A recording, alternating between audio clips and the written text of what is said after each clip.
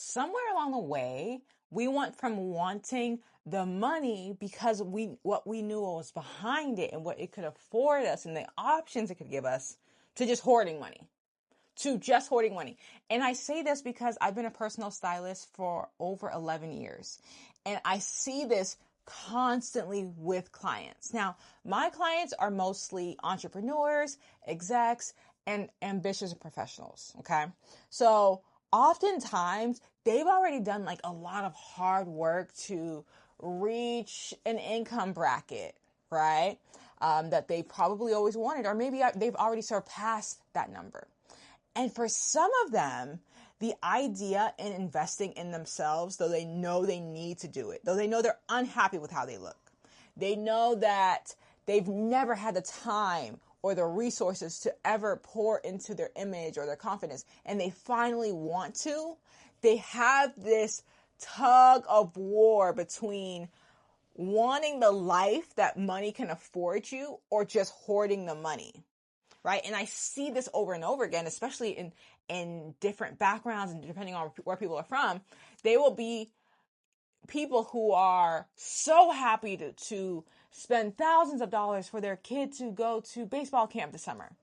They will spend thousands of dollars to send, across the water, across the pond to their family back home. They will spend thousands of dollars if somebody has an emergency and they can help. They will spend thousands of dollars on, a new dishwasher. Like they'll go spend on appliances and people and things. But when it comes to themselves, oh my gosh, the hoarding happens. But I thought that the reason that you worked hard wasn't just so you could help a stranger in an emergency, your family who lives thousands of miles away. I thought it was also so you could live the life you wanted. The life where you woke up at the time you wanted, you drove the car you wanted, you ate the foods you wanted, you traveled to the places you wanted, you dressed the way you wanted, you felt the way you wanted. When did that stop being important to you? When did you become more obsessed with looking at your account and seeing, okay, there's a lot of money in there, versus, yeah, but you've never invested in yourself. That's the question, right? At first you wanted the life, and now you just want the money, right? And it looks like there's this tug of war between what you want and falling in love with the money. You got attached to the money, and you abandoned yourself. And I think that's such a big topic because it's something that no one really is talking much about. Yes, we're talking about the income goals. We're talking about how much money we want to make, how much we made last year.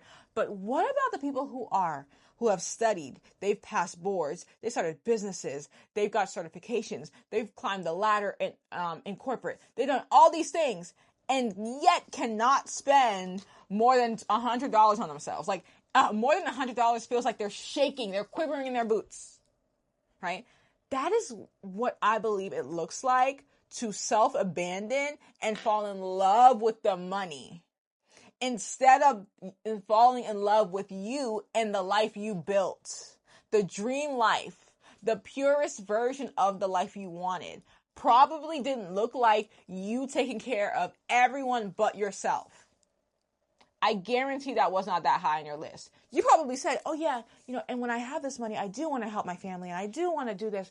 But you were somewhere in there. Remember to prioritize yourself in your growth and in your journey. Because guess what? Who wakes up at 7 a.m. or 6 a.m., wherever you wake up? Who wakes up? Is it your family across the water? It's probably not your son who's going to go to baseball camp this summer. It's probably not the person who's going to come install the new appliances in your home. It's you. You're the one waking up and working hard. So make sure you are honoring that version of you, the purest version, the one who in the back of your mind when you were in law school, the back of your mind when you were getting your MBA, the back of your mind when you were competing against all these people to be where you are. You told yourself that you were going to have a certain life. Make sure you honor that version and that life. Do not fall in love with the money. Fall in love with the life that you build with it.